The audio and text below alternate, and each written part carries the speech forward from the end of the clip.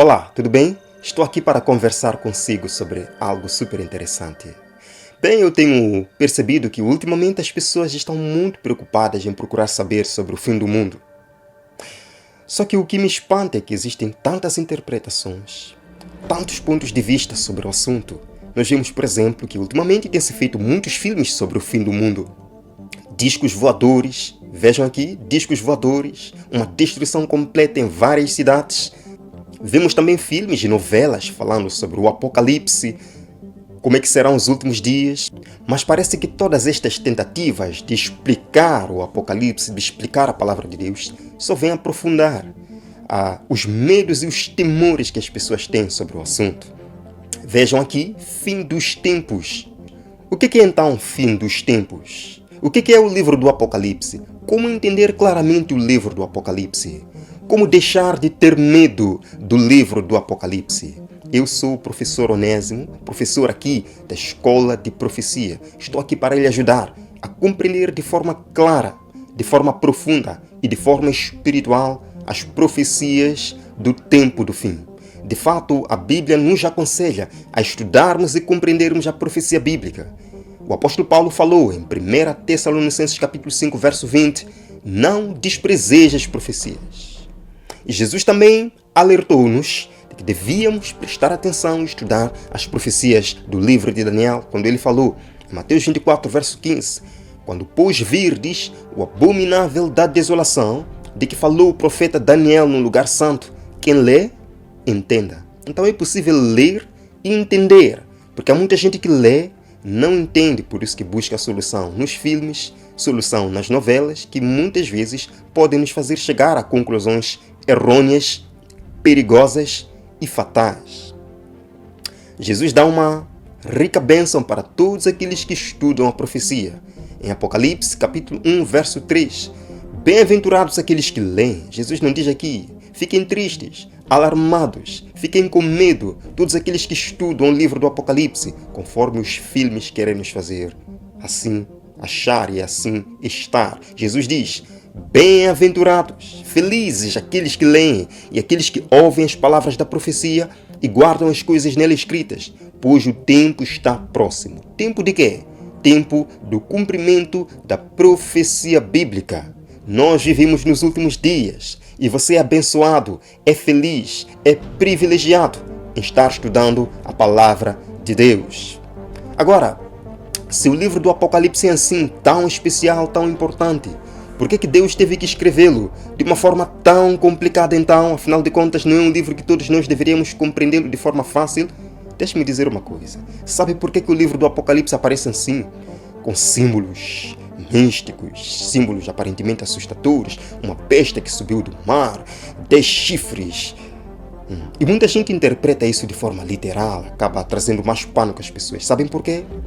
Porque os escritores da Bíblia, em especial Daniel, que escreveu o seu livro Daniel, e João, que escreveu o Apocalipse, viveram em momentos terríveis. Daniel viveu no tempo de Babilônia, e muito do que ele escreveu no seu livro fala do próprio reino de Babilônia, fala dos próprios reis de Babilônia. Se Deus tivesse permitido que Daniel escrevesse de forma real, talvez o livro de Daniel hoje já não existiria mais, teria sido queimado. O livro do Apocalipse também. João viveu no tempo do Império Romano e muitas de suas profecias falam do Império Romano. Se tivesse escrito assim de forma direta, teriam queimado já o livro do Apocalipse, talvez não teria chegado até nós. Mas graças a Deus chegou até nós. Da mesma forma, Jesus, quando esteve aqui na terra, ele usou 2 tipos de linguagem falando com a multidão e os seus discípulos. Veja aqui Mateus 13, verso 10. Então se aproximaram os seus discípulos e lhe perguntaram, por que lhes falas por parábolas? Jesus usava o quê? Parábolas, em algumas ocasiões, falando com a multidão. E os discípulos perguntaram por quê? Que não fala abertamente. Jesus respondeu, porque a vós outros é dado conhecer os mistérios do reino dos céus, mas àqueles não lhes é isso concedido. Querido, há um mistério do reino dos céus em parábolas, no livro de Daniel e no livro do Apocalipse, que você precisa conhecer. Jesus diz, mas àqueles não lhes é isso concedido. Por isso lhes falo por parábolas. Sabem por que Jesus falou isto? Porque no meio da multidão que seguia Jesus, nem todos estavam interessados em seus ensinamentos, em seus milagres. Estavam lá fariseus, saduceus, escribas, tentando Jesus, tentando ouvir dele alguma palavra para o condenar. Por isso que Jesus usava parábolas. Deu para perceber? Somente os sinceros de coração, aqueles que se detêm no estudo, entenderão e compreenderão as profecias. Está aqui, Daniel 12, verso 9. Vai, Daniel, porque estas palavras estão enceradas e seladas até o tempo do fim. Hoje vivemos no tempo do fim, o tempo exato para compreender a profecia bíblica. Então vamos lá compreender a profecia bíblica. O livro de Daniel, assim como o livro do Apocalipse, usam linguagens simbólicas, linguagens figurativas. Quando você encontrar a palavra cordeiro, significa outra coisa. Dragão significa outra coisa.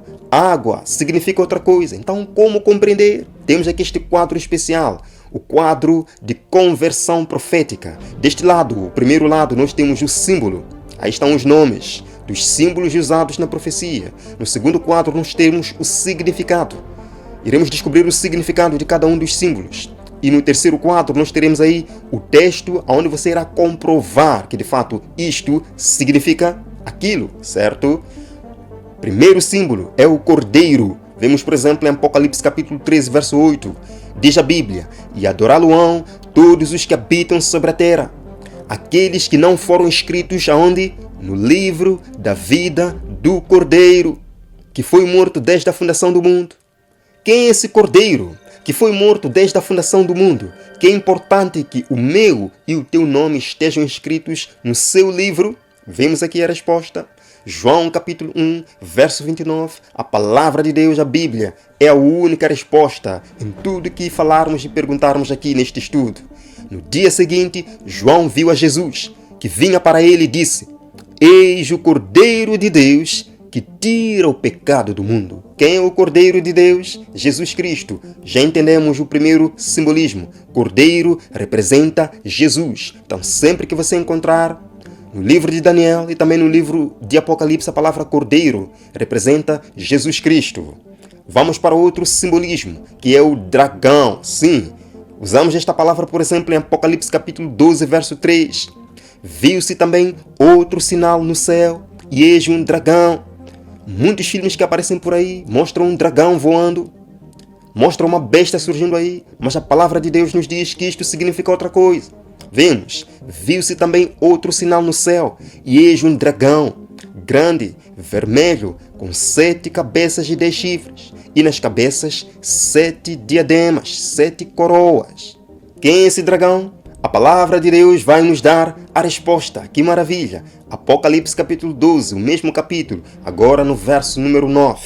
E foi expulso quem? O grande dragão, a antiga serpente que se chama quem? Diabo e Satanás. Portanto, já entendemos que o dragão representa Satanás. Já descobrimos 2 simbolismos: o cordeiro, que é Jesus Cristo, e o dragão, que é Satanás. Estes são os personagens principais neste grande conflito entre o bem e o mal. Ou estamos do lado do cordeiro, Jesus, ou do lado do dragão, Satanás. Vamos para mais um simbolismo profético bastante usado no livro do Apocalipse. Mulher. Encontramos aqui Apocalipse 12, verso 1. Viu-se grande sinal no céu, a saber, uma mulher vestida de sol, com a lua debaixo dos pés e uma coroa de 12 estrelas na cabeça. Não existe esse tipo de mulher. Claramente que é um simbolismo. O que significa isso? Mas o livro do Apocalipse fala de 2 mulheres. A primeira é esta que acabamos de ver em Apocalipse capítulo 12 e a outra no capítulo 17. Está aqui no capítulo 17. Transportou-me o anjo em espírito a um deserto e vi uma mulher montada numa besta escarlate, besta repleta de nomes de blasfêmias, com 7 cabeças e 10 chifres. O que representa então mulher? Pois em Apocalipse são descritas 2 mulheres, uma vestida de branco em Apocalipse 12, outra vestida de púrpura e escarlate em Apocalipse 17. O que significa mulher? A Bíblia responde: Segunda carta do apóstolo Paulo a Coríntios, capítulo 11, verso 2. Está aqui a resposta. Porque zelo por vós com zelo de Deus. Paulo está aqui falando para a igreja de Corinto. Ele diz: porque zelo por vós com zelo de Deus, visto que vos tenho preparado para vos apresentar como virgem pura a um só esposo, que é Cristo. Na parábola das 10 virgens, Jesus Cristo compara a sua igreja com 10 mulheres, 10 virgens. E Paulo estava preparando a igreja de Corinto como virgem pura para se encontrar com o esposo, que é Jesus Cristo. Portanto, em profecia, mulher representa igreja. Em Apocalipse 12, vemos uma igreja pura, vestida de branco. Em Apocalipse 17, vemos outra igreja, certo? Que não é pura. Vamos para outro simbolismo. Besta. Uau, besta. Aparece muito nos filmes. Uma besta. Agora, o que significa isto? Vemos. Apocalipse 13, verso 1. É usada esta palavra besta. Vi emergir do mar uma besta que tinha 10 chifres e 7 cabeças. E sobre os chifres 10 coroas. E sobre as cabeças nomes de blasfêmia. Uau. Assustador. Não, não é assustador, não. Isto significa alguma coisa. Vemos em Daniel capítulo 7, verso 3, encontramos também a descrição de 4 bestas que surgiram do mar. Sim, 4 bestas que surgiram do mar. Assim como em Apocalipse capítulo 13. Vemos aqui 4 animais ou 4 bestas diferentes uns dos outros subiam do mar. O que significa isto?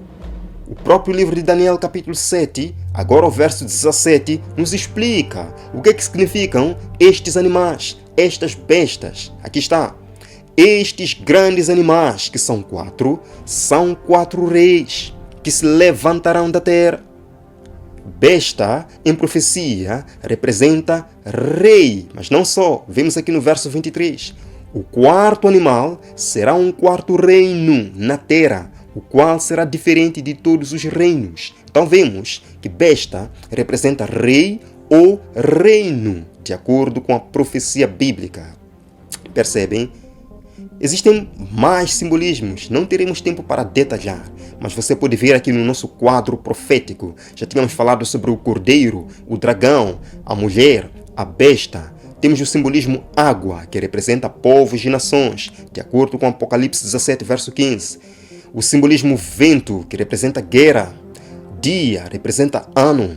Tempo representa ano também. Cauda representa um falso profeta. Chifres representam poderes que surgem do mesmo reino. Cabeças representam reis. Estrela representa mensageiro. Candeeiro representa a história da igreja cristã. Vamos fazer um pequeno exame para perceber se você compreendeu a nossa aula de hoje, certo? Vamos lá tentar interpretar um texto aqui bem simples. Daniel 7, verso 3. 4 animais grandes, diferentes uns dos outros, subiam do mar. Como interpretar isto usando o nosso quadro de interpretação profética? Primeiro, nós temos que identificar os simbolismos usados nesse verso. Quais são os simbolismos usados neste verso? O primeiro simbolismo é animais, que nós já havíamos entendido que animal representa o quê? Animal é besta, representa rei ou reino. E depois outro simbolismo aí é mar. Mar nós dissemos que representa povos e nações. Aqui está no nosso quadro profético. Mar, que é água, representa povos e nações. Então vamos lá interpretar este texto. Ficaria assim: 4 reinos, que são animais, grandes, diferentes uns dos outros, subiam dos povos, subiam do mar, subiam das águas, certo? Assim, nós interpretamos a profecia bíblica. Vejam como é simples e maravilhoso. E nos próximos estudos estarei aqui para te ajudar a compreender melhor a profecia bíblica, saber em que tempo vivemos e como estar preparado para os eventos finais. Gostou? Compartilhe o vídeo com mais pessoas para que todos saibamos e entendamos a profecia bíblica. Eu verei no próximo estudo aqui no nosso canal. Até lá.